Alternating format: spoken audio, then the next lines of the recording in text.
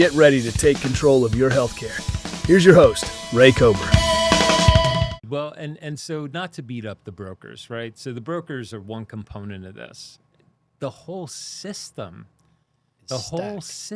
is, yeah, exactly. It's stacked against the patient. It's stacked against the member.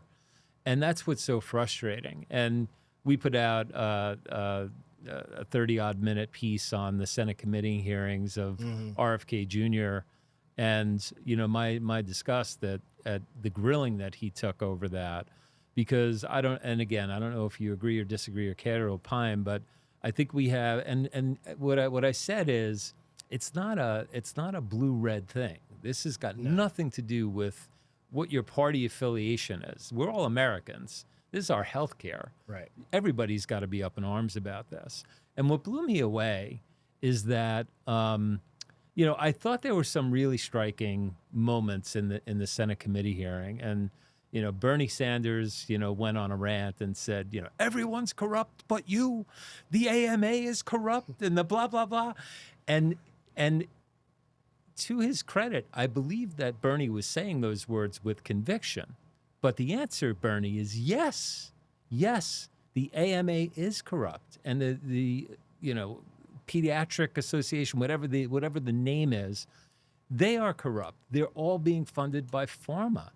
So in some cases, I think even our politicians who are well-intentioned are drinking kind of the media Kool-Aid that is being spewed. So to your point, it's not just the brokers, and there are many good, well-intentioned brokers out there.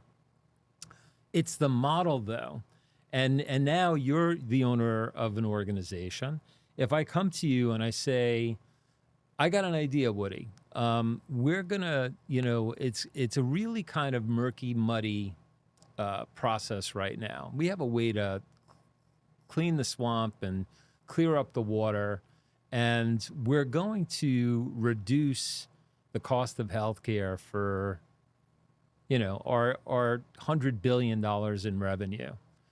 But in order to do that, it's going to mean that we have to take a $20 billion hit. There's no CEO that's going to sign up for that. And I think that is the problem. Who's the CEO in that example, though, of one of the big four insurance companies? Or, yeah, of course, because the ugly truth is, you know, they're by and large, their book of business is dependent upon their relationship with the insurance carrier, which also owns the PBM. Right. And so the insurance carrier is beholden to their stockholders. They're making money with both hands. The large brokers, their primary stack of business relies on their relationship with the insurance carriers. They're living the American dream. And I am a proud American. I love capitalism. I'm not saying don't make money. It's really what makes this country great. It's the ability to, look, you're a successful guy.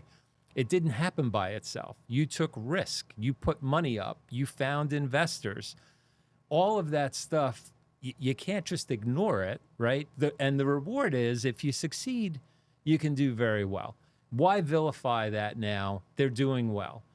The trouble that I have, though, is in our system, the fiduciary obligation is to the shareholders. It can't simultaneously be to the policyholders. Yeah. You're a smart guy. What the hell do we do about this? Well, I don't. So if we go right back to blocking and tackling, like the feds have set up a very simple, from ERISA through the CAA, a very simple paint by numbers ability to change this for my plan. Yeah. If I'm a CHRO or a CEO or an owner or a CFO at a company large enough to be self-funded, I can handle my plan if I have the gumption and the willpower to do it. I don't think any more than are already there, and again, I think they're plentiful. I don't think any more solutions or regulations necessarily coming from the government. So, I agree with that wholeheartly, yeah. by the way. I don't think we could look to the government to solve this problem. No, and I think we're in when, you know, our company probably closes, Ray, somewhere between 8 and 15% of the opportunities we work on.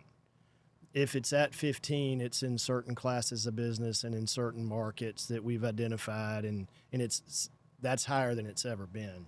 When are we going to get to a point, though, where everybody, our politicians that are accepting PAC money, and they're all accepting PAC money from the pharmaceuticals, from the insurance lobbying arms, from the major insurance carriers, when are they going to say enough is enough? Like, I get that you're giving us these campaign contributions, and we'll certainly have you come in, and we want to hear your side of the story and listen to you.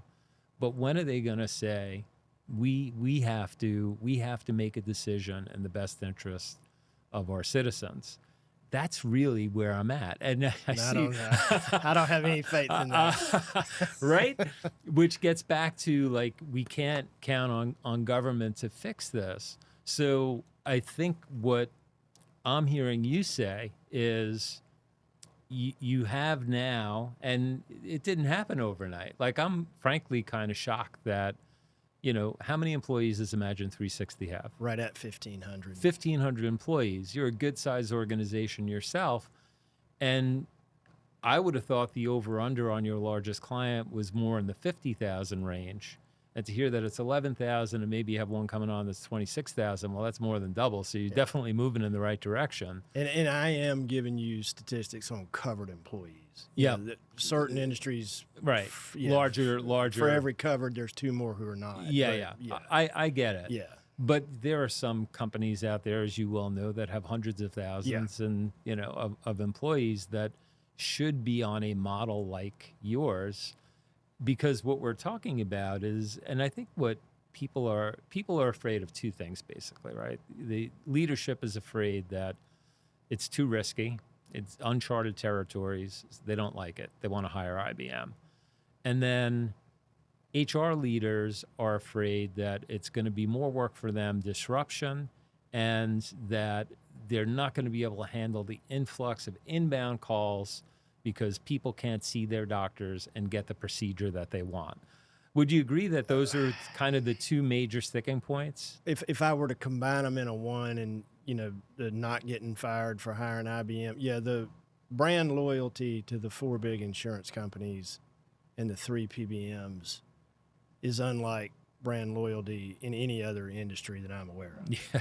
And so why that is, I don't know. I could opine forever, but it's true. Yeah. It's true. Yeah. I think a unique dynamic here is, Ray, the larger the company, the larger that second or third or fourth largest expense the health plan is, but the more distanced the C-suite is from it. Good point. It's wild, Right. But it's true. Right. And so it very often does get left in the HR suite, and being careful how I phrase this, to some of the most brand loyal to those big 4 are in the HR suite. Yeah. And they are conservative by nature.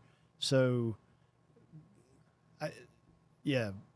owners, executives, C-suiters have to get involved in this. Yeah. What's going to be the tipping point? I don't know. To go back to your example of Chris Deacon, I can see readily how a large government, I mean, the momentum or the inertia in a government trying to turn that battleship on the ocean, I don't see it. I still think collectively businesses are sooner or later going to come to the conclusion that there's no more blood in this turnip.